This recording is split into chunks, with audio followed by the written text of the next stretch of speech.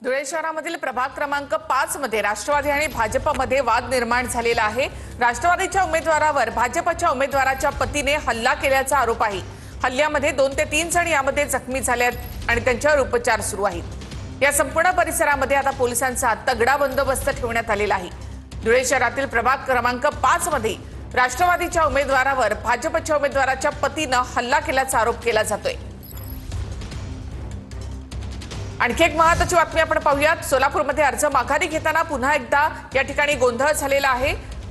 भाजप उमेदवार शिवसेनेच्या उमेदवारांच्या समर्थकांमध्ये या ठिकाणी हुज्जत झालेली आहे।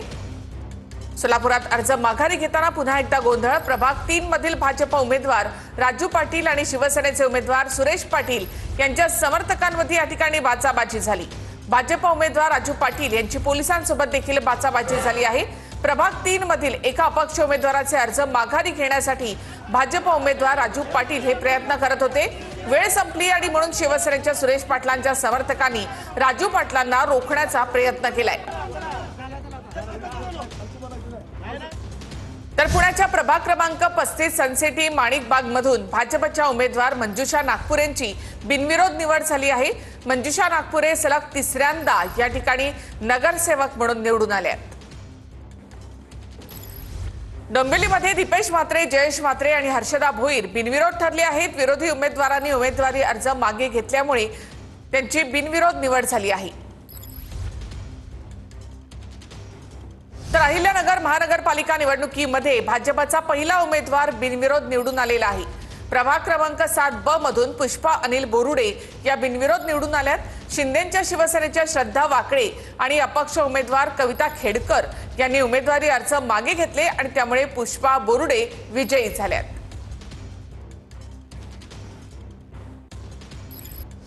जळगावमध्ये शिंदेच्या शिवसेनेच्या 2 जागा बिनविरोध निवडून आल्या आहेत। प्रभाग क्रमांक 19 अ आणि 19 ब या जागांवरील उमेदवार बिनविरोध निवडून आले आहेत। प्रभाग क्रमांक 19 मधील रेखा पाटील विजयी झाले आहेत। प्रभाग क्रमांक 19 ब मधील विक्रम सोनवणे बिनविरोध विजयी झाले। जळगावच्या शिंदेच्या शिवसेनेचे 2 उमेदवार या ठिकाणी बिनविरोध विजयी झाले आहेत। प्रभाग क्रमांक 19 अ आणि 19 ब या 2 जागांवरील उमेदवार हे बिनविरोध ठरले।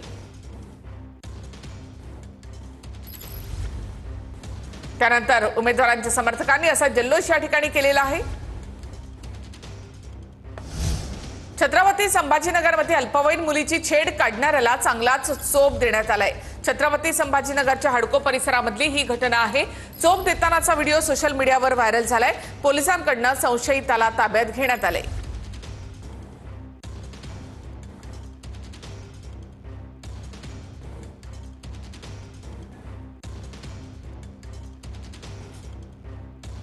संभाजीनगरमध्ये प्रशासनाचा भोंगळ कारभार समोर आलाय। मृत सहाय्यक शिक्षकांवर संभाजीनगर महापालिका निवडणुकीची जबाबदारी आहे। ऑक्टोबर 2025 मध्ये मृत पावलेल्या संभाजी कर्डिले यांना मतदान अधिकारी म्हणून जबाबदारी देण्यात आली आहे। नोव्हेंबर 2024 मध्ये मृत पावलेल्या राजेश बसवेंची मतदान केंद्राध्यक्ष म्हणून नियुक्ती करण्यात आली आहे। तथापि मनुष्यबळ पथकाकडून जी मला माहिती मिळाली, या 2 कर्मचाऱ्यांच्या बाबतीत, दिवंगत कर्मचाऱ्यांच्या बाबतीत तशी कुठलीही माहिती महानगरपालिकेकडे आलेली नव्हती। त्यामुळे एकंदर जे गैरहजर कर्मचारी होते त्यांना ज्या नोटिसा गेल्या त्यात एकत्रितपणे यांना नोटीस गेलेली आहे। कर्मचाऱ्यांच्या, दिवंगत कर्मचाऱ्यांच्या बाबत आम्हाला माहिती मिळाली, लेखी आलं, त्या सर्व कर्मचाऱ्यांना आपण यातून वगळलेलं आहे। ही एक अनावधानाने झालेली चूक आहे। यामध्ये कुणाच्याही भावना दुखवण्याचा कुठलाही हेतू नाही। तर संभाजीनगरच्या फुलंब्री नगरपंचायत निवडणुकीमध्ये जादूटोण्याचा आरोप करण्यात आलेला आहे। जादूटोण्यामुळे नागरिकांनी भीतीपोटी मतदान केलं नाही असा आरोप या ठिकाणी करण्यात आलाय। शिंदेच्या शिवसेनेचे पराभूत उमेदवार अमित वाहुळ यांनी हा आरोप केला।